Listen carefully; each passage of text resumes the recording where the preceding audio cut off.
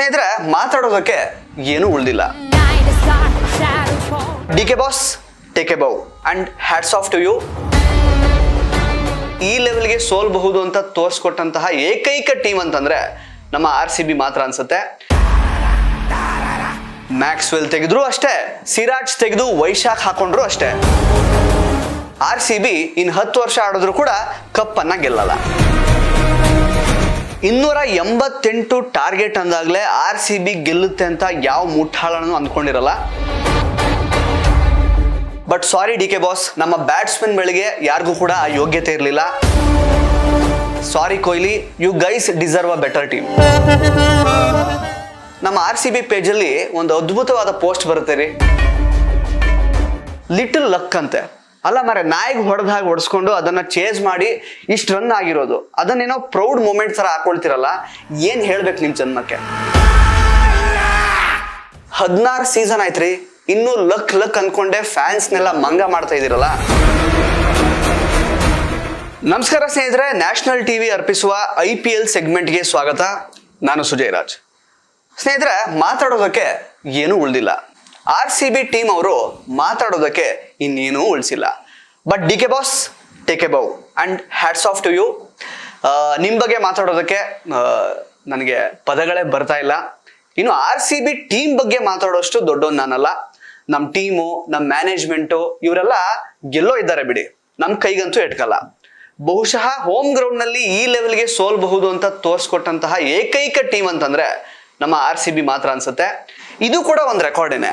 But ಹೀನಾಮಾನವಾಗಿ ಸೋಲೋದಕ್ಕೆ ನಮ್ಮ ಆಪತ್ ಬಾಂಧವ DK boss ಬಿಡ್ಲಿಲ್ಲ ಅನ್ನೋದೇ ಸ್ವಲ್ಪ ತೃಪ್ತಿ ಕೊಡುವಂತಹ ವಿಷಯ.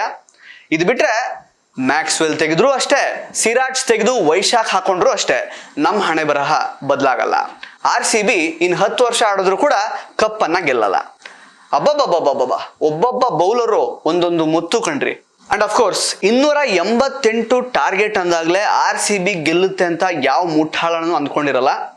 ಆದ್ರೆ ಓಪನಿಂಗ್ ಅಲ್ಲಿ ವಿರಾಟ್ ಕೊಹ್ಲಿ ಅವರು ಮತ್ತೆ ಫಾಫ್ ಡುಪ್ಲೆಸಿ ಒಳ್ಳೆ ರೀತಿಯಲ್ಲೇ ಸ್ಟಾರ್ಟ್ ಮಾಡಿದ್ರು. 288 ರನ್ ಚೇಸ್ ಮಾಡೋದಕ್ಕೆ ಯಾವ ತರ ಬ್ಯಾಟ್ ಮಾಡಬೇಕೋ ಆ ಪೇಸ್ ಅನ್ನ ಅವರು ಕಂಡುಕೊಂಡಿದ್ರು. ಆದ್ರೆ ವಿಕೆಟ್ ಉಳಿಸ್ಕೊಳ್ಳೋದಕ್ಕೆ ಸಾಧ್ಯ ಆಗ್ಲಿಲ್ಲ. ಒಂದ್ ಹಂತದಲ್ಲಿ ಡುಪ್ಲೆಸಿ ಹೋದ್ಮೇಲಂತೂ ಮ್ಯಾಚು ಕೈತಪ್ಪು ಹೋಯ್ತು ಅಂತ ಅನ್ಸೋದಕ್ಕೆ ಶುರು ಆಗಿತ್ತು.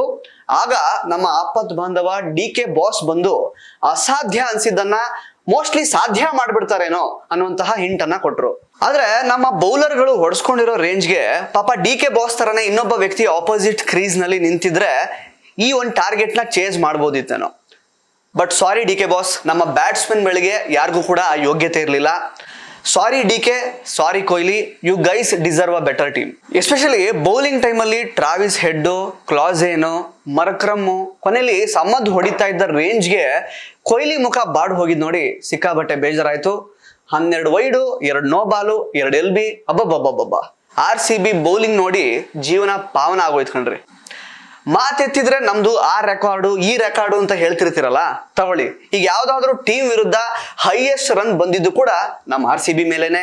ಇದು ರೆಕಾರ್ಡೆ, 287 ರನ್. ಬಹುಶಃ ಈ ರೆಕಾರ್ಡ್ ನ ಈ ಸೀಸನ್ ಅಲ್ಲೇ ನಮ್ಮ ಮೇಲೆ ಯಾರಾದ್ರೂ ಬ್ರೇಕ್ ಮಾಡ್ತಾರೆ ಅನ್ನುವಂತಹ ಫೀಲಿಂಗ್ ನಂಗೀಗಾಗಲೇ ಬರ್ತಾ ಇದೆ. ನಮ್ ಬೌಲಿಂಗು ಆ ಲೆವೆಲ್ಗಿದೆ. ಎನಿವೇಸ್, ಬೌಲಿಂಗ್ ಅಂತ ಬಂದ್ರೆ ಎಸ್ಪೆಷಲಿ ನಿನ್ನೆ ಹೈದರಾಬಾದ್ ಅವರು ಕೂಡ ಸರಿಯಾಗಿ ಹೊಡ್ಸ್ಕೊಂಡಿದ್ದಾರೆ. ಸೊ ಆ ಲೆಕ್ಕದಲ್ಲಿ ನಮ್ಮ ಬೌಲರ್ಸ್ಗೆ ಸ್ವಲ್ಪ ಬೈಯೋದ್ರಲ್ಲಿ ರಿಯಾಯಿತಿ ಕೊಡಬಹುದು ನಿನ್ನೆ ಮ್ಯಾಚಿಗೆ ಮಾತ್ರ. ಬಟ್ ಇದೆಲ್ಲದರ ಮಧ್ಯೆ ಇನ್ನೊಂದು ವಿಚಿತ್ರ ನಡೀತು. ಅದೇನ್ ಗೊತ್ತಾ? ಮ್ಯಾಚ್ ನ ಸೋಲ್ತೀವಿ ಅಂತ ನಮ್ಗೆ ಗ್ಯಾರಂಟಿ ಆಗಿತ್ತು, ಸೋತಿದ್ದು ಆಯ್ತು, ಈ ಸೀಸನ್ಗೆ ಎಳ್ಳು ನೀರನ್ನ ಬಿಟ್ಟಿದ್ದು ಆಯ್ತು. ಇದೆಲ್ಲ ಆದ್ಮೇಲೆ ನಮ್ಮ RCB ಪೇಜ್ ಅಲ್ಲಿ ಒಂದು ಅದ್ಭುತವಾದ ಪೋಸ್ಟ್ ಬರುತ್ತೆ ರೀ. ಅದರಲ್ಲಿ ಅಡ್ಮಿನ್ ಸಾಹೇಬರು ಬರೀತಾರೆ, what did we just witness? 549 runs scored in an IPL match. A little luck and the result could have been different for us. Little luck ಅಂತೆ. ಅಲ್ಲ ಮರೆ, ನಾಯಿಗೆ ಹೊಡೆದಾಗ ಹೊಡೆಸ್ಕೊಂಡು ಅದನ್ನ ಚೇಸ್ ಮಾಡಿ ಇಷ್ಟು ರನ್ ಆಗಿರೋದು, ಅದನ್ನೇನೋ ಪ್ರೌಡ್ ಮೂಮೆಂಟ್ ತರ ಹಾಕೊಳ್ತಿರಲ್ಲ. ಏನ್ ಹೇಳ್ಬೇಕು ನಿಮ್ ಜನ್ಮಕ್ಕೆ? ಆಮೇಲೆ ಲಿಟಲ್ ಲಕ್ ಅಂತೆ. 16 ಸೀಸನ್ ಆಯ್ತ್ರಿ, ಇನ್ನೂ ಲಕ್ ಲಕ್ ಅನ್ಕೊಂಡೆ ಫ್ಯಾನ್ಸ್ನೆಲ್ಲ ಮಂಗ ಮಾಡ್ತಾ ಇದೀರಲ್ಲ. ಏನ್ ಹೇಳ್ಬೇಕು ನಿಮ್ಗೆ? ಸ್ನೇಹಿತರೆ, RCB is just A franchise. ಅದಕ್ಕೂ ಕನ್ನಡತನಕ್ಕೂ ಯಾವುದೇ ಸಂಬಂಧ ಇಲ್ಲ. ಅಭಿಮಾನಿಗಳ ಫೀಲಿಂಗ್ಸ್ಗಂತೂ ಯಾವುದೇ ರೀತಿ ಬೆಲೆನೂ ಈ RCB ಮ್ಯಾನೇಜ್ಮೆಂಟ್ ಅವರು ಕೊಡಲ್ಲ. ವರ್ಷಕ್ಕೊಂದ್ಸಲ ಬರ್ತಾರೆ, ದುಡ್ಡು ಮಾಡ್ಕೊಂಡು ಲೈಫ್ ಅಲ್ಲಿ ಅವರೆಲ್ಲ ಸೆಟ್ಲ್ ಆಗ್ತಾ ಇದ್ದಾರೆ. ಈ ಟೀಮ್ ನ ನಂಬ್ಕೊಂಡು ನಾವು ಸಪೋರ್ಟ್ ಮಾಡ್ಕೊಂಡು ಕೂತಿದೀವಲ್ಲ, ನಮಗೆ ಬುದ್ಧಿ ಇಲ್ಲ ಅಷ್ಟೇ. ಇನ್ನೇನು ಈ ಸೀಸನ್ ಕತೆ ಅಂತೂ ಮುಗೀತು.